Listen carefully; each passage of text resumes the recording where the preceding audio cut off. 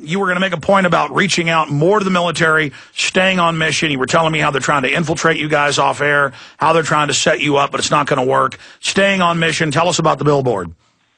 Well, we want to focus in right on the Combat Brigade at Fort Stewart, Georgia, which has been the one attached to Northcom for the 3rd Infantry Division. And so we're going to put a billboard up in front of their headquarters, in front of their base, that this is honor your oath or remember your oath. And point them to our website. When they go there, we're going to have an online Oath Keepers University they can plug into and just learn all the no-nonsense stuff they should have learned in high school. They should have learned from their command, but they're not being taught. State sovereignty, respect for the Bill of Rights, the fundamental structure of our constitutional republic. And that billboard will get media attention. It'll get all the troops talking about it. It'll get a dialogue with the officers talking about it. And all of you as listeners who have friends, family, neighbors who are in the armed services or who are police officers, you are in a key position to reach out to them and educate them with films like Police State 4, The Rise of FEMA, that documents and proves just how evil this globalist takeover is and how they plan to use the police and military to carry this out. Before we go to calls, one other point. We need a public, above-board group that's mainstream and just calls for the Bill of Rights and Constitution and defense of the Republic against gun confiscation to just educate the military. And the feds hate that. That's why they're trying to infiltrate you, trying to radicalize you. If people want to be secretive and individual, that's good.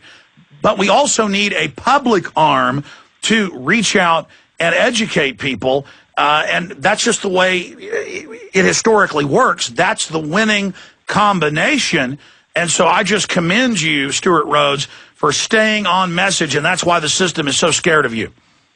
And that's the thing, is we're disciplined enough that they have to go and stuff up about us because we're not making it easy for them to attack us. We're doing this we possibly can. I mean, I make mistakes once in a while, but I do my best to get back on mission and focus on the current serving. And if they do what's right, then we will win. So they can't do it without. Well, they don't want it to be they don't want it to be mainstream, to be constitutional and Bill of Rights and mom and apple pie. They want to make it dirty and secretive so they can tell the public, "Oh, look, this is secretive." That's right. That's why they attacked Judge Napolitano. I mean, here's a guy as straight-laced as you can get, a judge, well-respected judge. For years he's criticized Bush. He criticized Obama. He's a pure constitutionalist, and yet he's on the hit list for something probably lost that. It's absurd. Yeah, they're really discrediting themselves. Let's talk to Bev in Canada. You're on the air. Go ahead. Hi, Alex. Thanks for taking my call. We love you up here in Canada. I'm Canadian. My father's American, who served 2 tours in Vietnam. I'm wondering, why can we not, we can't force these people to the billboard, but we can reach out with recordings from Oath Keepers. Why can Oath Keepers not record for us a good copy recording for playing for officers and soldiers saying their oaths so that we can continuously play this during peaceful protests at the G8, the SPC? Well, ma'am, the extra on Follow the Republic is the Oath Keepers giving the oath and explaining it in a little 15-minute video. And they do have videos that I've seen where they're reciting the oath and the code. Don't you, Stewart? We do have some, but she's definitely right. It's a very powerful medium, and we want to get more video testimonials. So I do encourage people to, throw it up on YouTube. Make one. Well, listen. I mean, I can do it tomorrow. I can, read in a broadcaster voice the Declaration of Orders we will not obey. I can read that and then put, say, drum beat music to it. I mean, again, this is a team effort. This is not top down, right, Stewart? Absolutely not. And we really want, though, is I think she's talking about veterans and current serving talking about their oath and pledging themselves and reaffirming their oath. What exactly are you saying, ma'am? We need to remind the officers on the line that are bashing their shields towards us what their oaths really are pertaining to. It's not for these corporations or the government. It's pertaining to we the people, regardless of if we're in the U.S. or if we're in Canada. No, I know, but specifically what are you calling for? I mean, are you saying a recording that can be played at events of the oath? What are you saying? Yeah, well, they're hitting us with sound waves Why don't we retaliate with hitting them with what our rights are, what they made an oath towards us? Well, Luke Rudkowski did do that in Pittsburgh, and he got arrested, and so did Rob Dew for no reason. And those police, when they were going into even the university and attacking peaceful groups of people and attacking old ladies with police dogs, you've seen that footage, Stuart. Do you think that was a violation of the military and police oath, that what you saw in Pittsburgh? Absolutely. And Luke did a great job. I mean, he's one of our forum users, and he did a great job of trying to do that. But it's tough to do that on the spot. I'm not saying you shouldn't do it, but our goal is to reach them before they're suited up and before they're put in that mindset.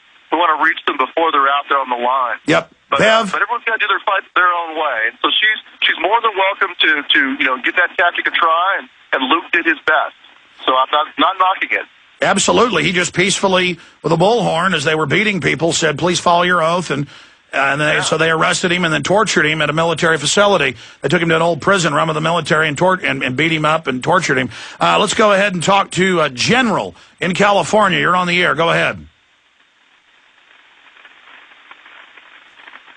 Okay, he just dropped off. Cliff in Kansas. You're on the air with Stuart Rhodes of oathkeepers.org. Go ahead, Cliff.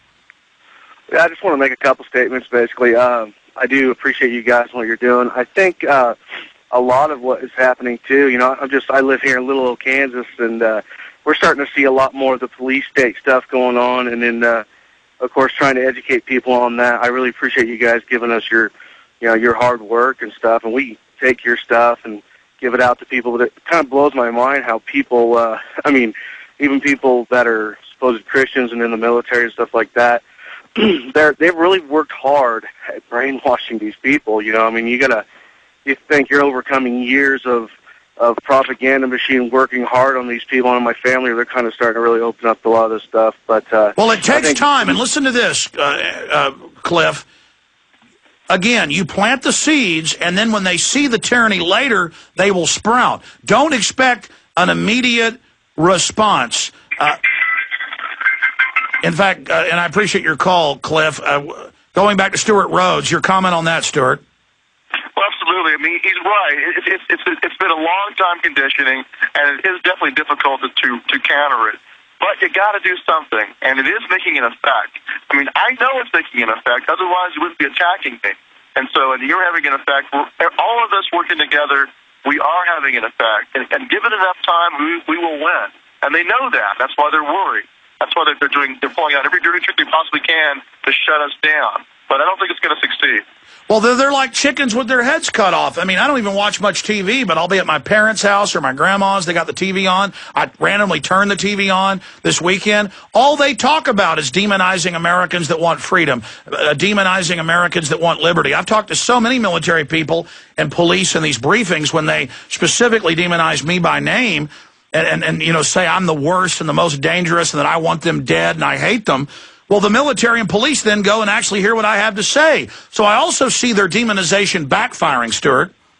Absolutely, it is. I mean, they're now demonizing basically at least half the country, if not three-quarters of the country. And anyone who believes in America, they're demonizing.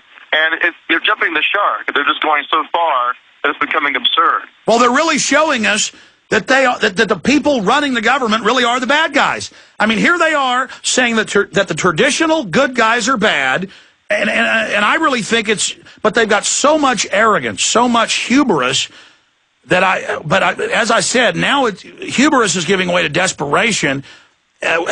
Final question, Stuart: how do you think the cornered rat is going to strike back?